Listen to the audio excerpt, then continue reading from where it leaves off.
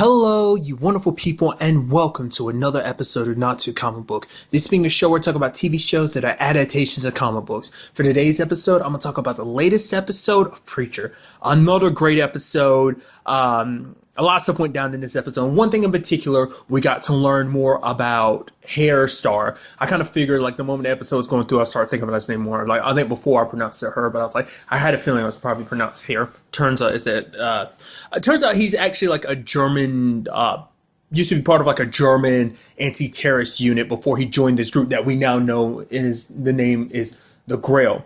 And I love his whole situation of how he got introduced to the group and everything, and like the trials he had to run through. It's like, okay, you're fighting this dude, and he's like, okay, do not be disturbed for what you're about to see. And while the guy's choking him out, he started jacking it a little bit. They're like, what the hell are you doing? It's like, oh, the kind of part of fights, you distracting people. Then on top of that, there's a situation like, oh, you gotta like be able to seduce someone for information. He's like, give me the information I need, or I'm gonna kill you and your entire family. Okay. And then the final thing is like they're getting their nuts all like shocked from battery cables, and he's just la-di-da-di-da-da-da. Everyone else is in so much pain. It's like, dude, you were something else entirely. And then love the final trial of like, hey, here's a gun range. It's like, okay, the moment the guy starts shooting, he's like, good luck. I'm like, he's just gonna point the gun and shoot you. I know it already. And bam, he does it. It's like, why am I not surprised? And then immediately later on, when he's talking to Boss and everything, I'm like, he's gonna kill you right now, isn't he? I was like, oh, maybe I'm wrong. Maybe and there he goes, killing you. It's like, why kind of be right-hand man when I can be the leader of the organization? It's kind of interesting that you just rise to the ranks like that. I mean, I guess you're right-hand man, so no matter what the circumstances are. I mean, I guess in that organization, it's kind of eat or be, kill or be killed is what I'm trying to say. So I'm guessing they were just completely okay. But I mean, considering the way his final trial went, like how he handled it, they were completely okay with that. You know, just like the strong survive and the strong lead. So that was kind of interesting. So apparently it seems like, because that was back in 2004 he got recruited. So he's been running this organization, you know, the Grail, for the past 13 years. And we learned a lot of very interesting things about him. Basically, there's already this prophecy, hey, the world is going to end. It's, you know, because I was wondering, like, are they going to, like, try and bring about the end of the world? It's like, no, they believe the end of the world is coming and they're trying to prepare for it. Basically, they ended up bringing it up because, you know, Hare's not really all that big into believing and stuff. He's just like, that's whatever. You believe in Jesus? I thought, like, you believed in, like, nuclear weapons or something like that. And it's like, no, Jesus isn't. It's not like, oh, we have belief. No, Jesus is real. He's locked up in a super secret place, and like there are tons of guns like locked on him, I guess, to keep him from leaving, which is kind of interesting. It's like, I definitely want to find out how you ended up locking up Jesus, how that came about. But basically, Jesus had a son like before he died to sit, you know, died for their sins. So the way he makes it seem like, obviously it's like a lineage thing of trying to track down like that new heir, you know, lineage of Jesus will come. I guess that would be kind of the second coming, to be exact. I mean, I guess if Jesus is already here and he's been captured his entire time, doesn't that mean the second coming's already happened? I don't know. Maybe that doesn't count because he never left. Maybe that, I don't know. It makes you wonder why would that whole thing be like, you're all about the end of, I don't know. You're all about the end of the world, so why would you not, like, keep Jesus' whole thing, like, not unless they're keeping him locked up for something specific, like they're draining his powers or something and using it for something else. I don't know. Like this organization, it makes me wonder, is it just a sole organization or is there, like, government funding behind this? It seems like they might be on their own, but maybe that's not the case. Maybe there is, like, legitimate government funding. But basically their job is to deal with this whole situation. They deal with false prophets, kind of wipe them out. And then when that's all said and done, then they await the day that, you know, because like the world will be thrown into panic, everyone will scare. They will come forward with the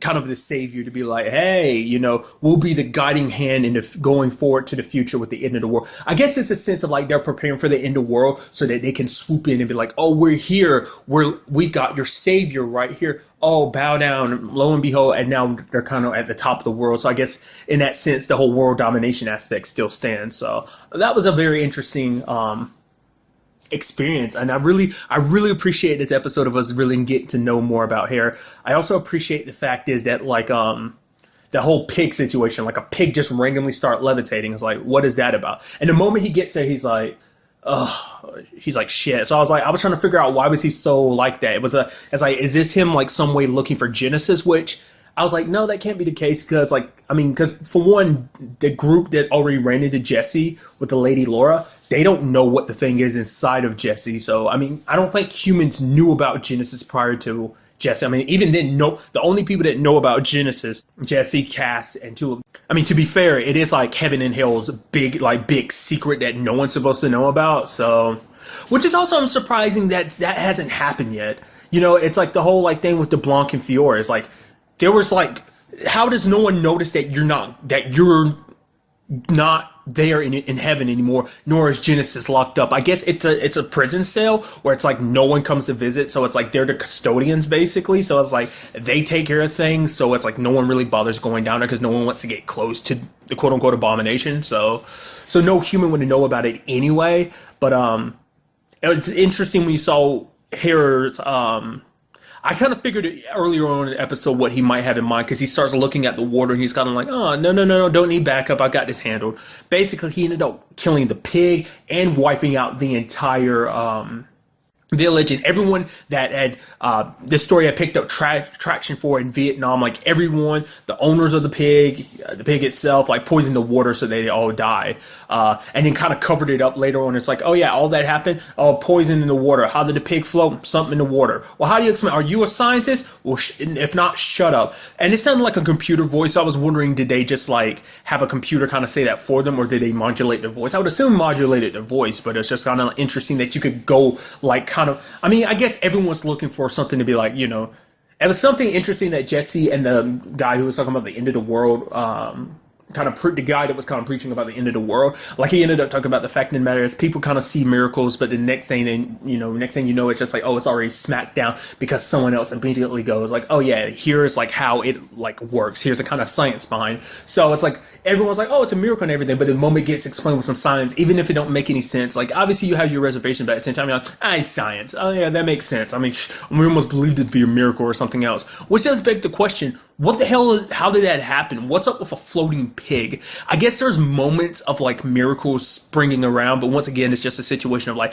they get rid of things that like, oh, people will worship and pray, because the moment he showed up there, he saw people kind of bowing down like, oh my God, this is like a holy pig or something like that. And it's like, nope, there can only be one true holy person. So, I mean, that now has put Jesse in his crosshairs to be taken care of. So that's definitely something we're going to be dealing with going forward. So I really appreciate that. It's definitely going to be interesting seeing Jesse go up against an entire religious, world domination obsessed, apocalypse obsessed as well organization. So a group that seems very well trained and well armed. So, but then again, Jesse's pretty well trained himself, and he's got Genesis. It's kind of, that's like the ultimate trump card. So. Granted, we have recently learned about one weakness. Does beg the question, does Hera have a soul? Because if he doesn't have a soul, then there's a good chance that, you know, Genesis might not be enough to stop him. Well, I mean, that's just conjecture. We'll just really have to wait and see on that front. But another thing I really liked about this episode, too, was, like, it's something I didn't really think about until this episode. It was actually something, you know, Jesse, the same, like, end of the world preaching guy, like, Jesse ended up talking to him about, like, the whole thing, like, do you really believe that? And it's like, well, I mean, you know, they need something else to focus on, something to kind of be afraid of, because at the end of the day, what are they afraid of most? It takes them away from themselves, because that's what they're afraid of, who they are, what they've done. That's what's truly scary, what's truly terrifying. So at least this gives them something else to kind of, you know, be more focused on. And Jesse ends up bringing up the question of like, oh, well, you know, if you're missing part of your soul, that's no big deal, right? He's like, if I was telling your friend, he's like using the whole like, oh, you know, this guy came to me, you know, asking me about, oh, he needed to sell his soul for the sake of his friends. And he's like, well, if I were to you, I'd tell that practitioner of yours to give a kidney instead of selling a soul. Like, it's a big deal giving your soul away. And it's something interesting that I didn't even think about to this episode, because I brought it up before. It's like, it's like, I still never really 100% understood how even missing 1% of your soul would, you know, be a bad thing. But considering your soul is everything there is about you, so there's a part of you, there's even this small fraction, that small part of you is gone. But then I also start thinking about, it's like, your soul is conceived, you know, there's a whole yin yang element. There's the light and the darkness. Your heart is made of light, and there's darkness. So what if in Jesse's case, the little bit of his soul that he got rid of was that 50% of him that is light? So now the balance is off. So now he's 50% dark and 49% light. So like the yin yang, everything inside of his soul is off balance. balance. It's kind of what I was already saying before, but I feel like it's a better way of kind of expressing it. And just I thought that was just kind of interesting, and I feel like it's a metric that is like more easily understood because the scales are off balance, what that will mean for Jessie. I mean, there's even some level that I'm wondering, does like Tulip really understand that or not? Because, you know, this is a big episode for her too, because of the whole situation of like her feeling off. I mean, she's having nightmares about the cowboy. And to be fair, like, you know, obviously we saw the whole Victor situation. Like, it was meant to play it up like she was scared, like, oh, he's going to really do something. It's like, no, she even said herself, there's like 3% chance Victor would have done that. But it's because she was truly terrified. Like, that's the closest she's probably ever come to death. Like I said, Tulip's a tough lady. That's why the whole Victor thing took me by surprise. I was like, oh man, she's scared. But it's like, no, in retrospect, it's like, you know, it was tailored to make it look like it. She was a little worried because, like, man, Victor's pissed. But it's like, no, she was never terrified like she was then, because it was like she was powerless. Like, this dude is unstoppable. And it's like, and she even says it to Jessie later on, it's like, you almost didn't make it. If it wasn't for Cassidy, she'd be dead right now. And that freaks her the hell out. And so she's like, I don't know what you don't you feel it, Jessie? Like, something's not right. So either she's referencing, because Jessie lied to her and said like, oh yeah, I sent them to hell, which we know as the audience, that's not true. So is it she's sensing that to some level, or maybe she's sensing the unbalance in Jessie, or maybe it's a combination of both, because the conversation still hasn't come up about, like, you know, Jessie still hasn't told them like what he had to do to, you know, get that situation to happen. But to be fair, I guess it's like, Jessie doesn't want to make anybody worry, because it's like, oh, it's such an insignificant thing. It's like, it's not an insignificant thing, because if it was an insignificant thing, you would have sent him back to hell, like, when you had the chance. And for some reason, I was thinking that was kind of like, well, the fact is that he was, like, last week's episode was kind of like, oh, the fact is that he's going to send him to hell rather than kind of just doing the cool thing and sending him to heaven. It's like, well, for one, there's a side of Jessie that is just kind of a preacher. You know, it's just like, a man, evil man like you doesn't deserve to go to heaven. Kind of makes sense anyway. He's done a lot of terrible things prior to, you know, having a wife and child, but even, you know, post having a wife and child. But, you know, it's a whole thing, you know. But like I said, you know, for Jessie, that 1% still matters. That's the only reason why he didn't send the cowboy, you know, the saint to hell, was because it's like, there's still a piece of my soul in there. So it's like, I think Jessie's going to try and find a way to retrieve his soul. At first he's trying to measure, like, it won't make much of a difference, right? But even he can kind of, like, he's like, I don't know, like, I think even Jessie can kind of finally feel it. I think he didn't want to admit it to Tulip, but he does feel like something is off, something's not right. So that was kind of an interesting thing. I mean, I'm completely skipping over the whole, like, thing at the beginning of the episode, which I appreciate, them scamming those guys in the bar and then everything. And then, like, you have Jessie kind of playing it up and everything, like, oh, try coming in as a preacher. It's like, oh, shouldn't you do this? You shouldn't be doing this. And they're kind of, like, backing down. And Tulip's like, wait, what? I thought we were here with some men. I didn't know I was in here with some bitches. And it's like, God, Tulip, you're so badass. You're so kick-ass. Talking mad shit, which, I mean, to be fair, like, Tulip can easily back up, like, anything she says. And then they're like, yeah, let's shoot, like, basically we're gonna make some quick money, and they're gonna shoot Cassidy. And like, oh, the bigger the gun, the, like, more money you make. And it's like, oh yeah, tell me. And then Jessie kind of eggs it on by being like, oh yeah, why don't you use the biggest gun possible? And Cassidy's like, wait, what? He's like, what the fuck are you doing? No, let's use this gun. It's like, fine, we'll use the biggest gun we got. Oh God. And then there's a whole thing with Tulip kissing Cassidy to make him feel better, kind of playing into the role, which sucks, because, you know, you have Cassidy, because she's like, I love you, and he's like, I love you too. And she kisses him, and he's just kind of like, it's like, it sucks, because it's like, you know how conflicted Cassidy's heart is. Like, it's like the moment he pulls away, he's like, I accept things, and it's like, oh, keeps pulling him back in. Damn you, heart.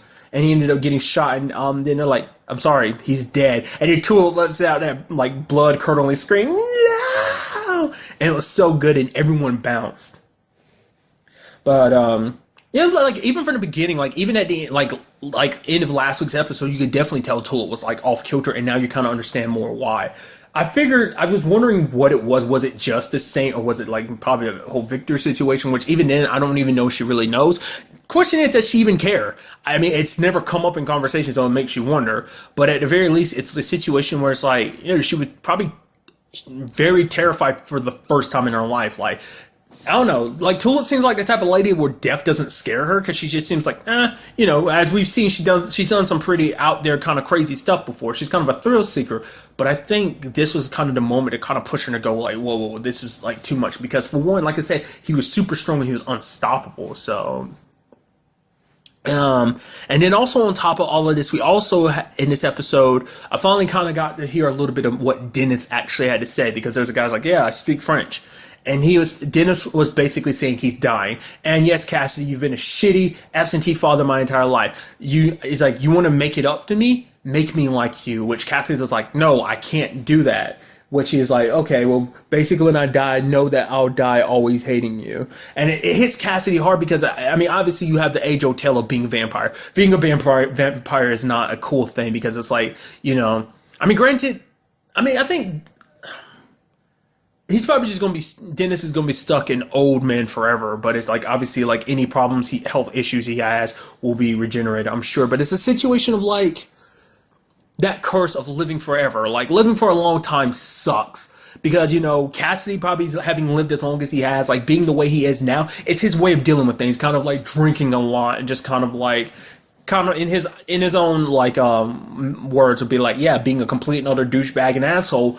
Kind of his way of compensating for like the 100-some years he's lived. So you got it, like, obviously you become very self-destructive, when you live for a long time. And it's like, he doesn't want Dennis to be like that. It's like, if I thought it was like all cool and awesome being a vampire, I would have made you one a long time ago, probably. But the fact of the matter is, Cassidy probably stayed out of his life because it's like, what can I do for you? I'm not a good person. I'm a piece of shit. Like, who am I to like help raise you or something? I mean, we don't even know much about Dennis's mom and stuff like that. Like I said, that'd be kind of interesting. We got a little deeper dive into that whole situation, but for now, we don't really know much about it. So, but seeing a guy, like there was an older guy that was dead and his family was crying, I guess it kind of got Cassidy thinking. So whether he'll act upon that next episode or not, I don't know. But we also had this whole situation with Tulip too. Like, the fact of the matter is she's kind of like, she goes back to the guys and they're like, yeah, I scammed you all. We all scammed you. So take the shot. And she's getting shot and she's loving it. She's having fun because it makes her, like, I think it kind of gets rid of that fear for her. She's kind of taking back control. I think that's what that's kind of representing. So, I mean, granted, that's not a good thing because it's like, that just means she's going to take bigger and bigger risks to kind of compensate for being afraid. Because it's not like she's really... Well, she shared it with Jesse, but, Jesse's not really opening up because he's got his own mess to deal with and everything. In their search for God, because they did go to the last jazz bar in New Orleans, and we now know that the Grail is coming after them. So it's definitely going to be a very interesting episode. Oh yeah, and there was like one final side note I want to make too. It's kind of related to her. Hair. Damn it, I did it again. I kept wondering who in the hell. Like, obviously, every person's name kind of pops up during the intro of the show. Kind of like, some backdrop connected to said character. There was the nipples. The pierced nipples with the chain connecting them. I was like, who the hell is that supposed to be representing? Is that just some random thing? It's like, no, that's representing Hair because that's his body. It's like, that's interesting. I wasn't expecting that. I was also kind of expecting us to kind of see how he got his eye the way it was. It's like, no, even back at the beginning before he joined the Grail, he had an eye like that. So, but really, that's all I wanted to talk about in this episode. Till the next time we meet, be happy, be safe, live life to the fullest, and enjoy it. Good day and goodbye.